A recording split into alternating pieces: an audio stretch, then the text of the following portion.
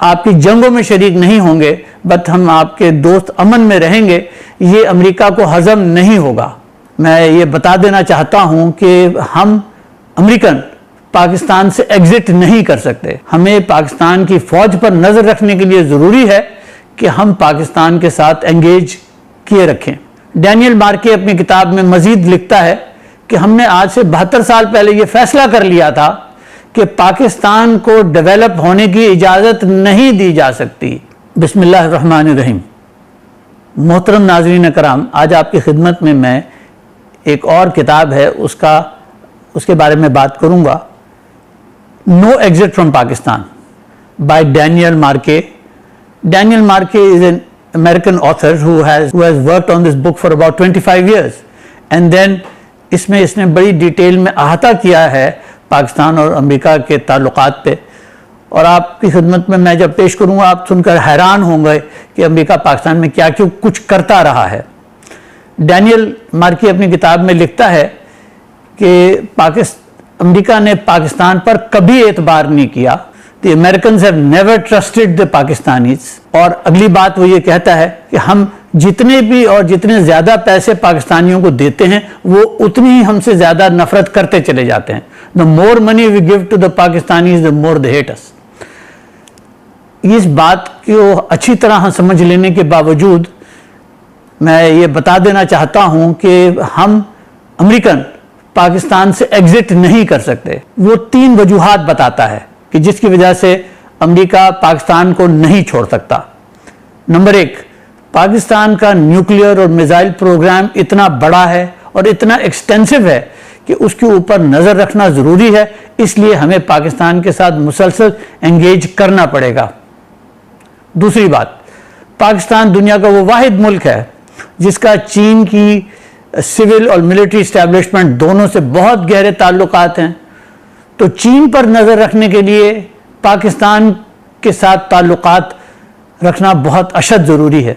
सुनिए, फरमाते हैं कि पाकिस्तान के पास इतनी बड़ी फौज है कि if this army decides to go rogue, ये ना सिर्फ इस रीजन को डिस्टेबलाइज कर देगी बल्कि सारी दुनिया को भी डिस्टेबलाइज कर देगी। तो लिहाजा हमें पाकिस्तान की फौज पर नजर रखने के लिए जरूरी है कि हम पाकिस्तान के साथ एंगेज किए रखें। ये तो 3 वजह है पाकिस्तान के साथ ताल्लुकात रखने की। डैनियल मार्के अपनी किताब में मजीद लिखता है कि हमने आज से 72 साल पहले यह फैसला कर लिया था कि पाकिस्तान को डेवलप होने की इजाजत नहीं दी जा सकती। हम पाकिस्तान को दुनिया इस्लाम को लीड करने की इजाजत नहीं दे सकते, और इसके लिए हमने कुछ तरीके अपनाए हैं, और वो तरीका यह है कि पिछले 72 साल से हमने पाकिस्तान को we have kept it in a managed destabilised position, कि उसको इतना डिस्टेबलाइज रखो कि जिसको हम मैनेज कर सकें। और फिर वो ये भी बताता है कि हम इस मैनेज्ड डिस्टेबलाइजेशन को करते कैसे, कि हम पाकिस्तानी लीडर्स को खरीदते हैं, जिसके अंदर पॉलिटिकल लीडर्स भी हैं, सिविल और मिलिट्री की ब्यूरोक्रेसी के लीडर्स भी हैं, जिसमें जर्नलिस्ट भी हैं, मीडिया हाउसेस भी हैं और एकेडमिशियंस भी हैं। डैनियल मार्के ये किताब में लिखता है कि पाकिस्तानी लीडर्स अपने आप को बहुत थोड़ी कीमत पे बेच देते हैं, इतनी थोड़ी कीमत कि उनको कोई अमेरिका जाने का वीज़ा ही मिल जाए, या उनकी औलाद को, बेटों या बेटियों को कोई अमेरिका स्कॉलरशिप मिल जाए, और इतनी छोटी सी चीज़ के ऊपर वो पाकिस्तान के मफादात को आसानी से बेचने को तैयार हो जाते हैं। मैं अब आपकी खिदमत में ये बताना चाहता हूँ कि मैं 1980 से गवर्नमेंट ऑफ पाकिस्तान से कंटिन्यूसली डील करता हूँ, और ये बात मैंने खुद देखी है कि ये अमेरिकन हमारी सिविल सर्विसेज को भी, मिलिट्री सर्विसेज को भी किस तरीके से वहाँ के अफसरों को इस बात के लारे लप्पे देते हैं कि हम आपके बच्चों को स्कॉलरशिप दे देंगे, और किस तरीके से फिर वो बाहर पढ़ने चले जाते हैं।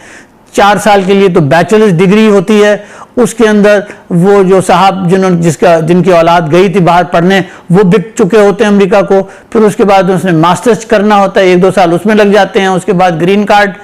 तो इस तरह से ये शख्स तो अब बिक गया। तो पाकिस्तान में ये काम अमेरिका पिछले 72-73 साल से कर रहा है। सबसे पहले इन्होंने लियाकत अली खान को कत्ल करवाया और लियाकत अली खान के कत्ल का अब सारा डॉक्यूमेंट्स डिक्लासिफाई हो चुके हैं।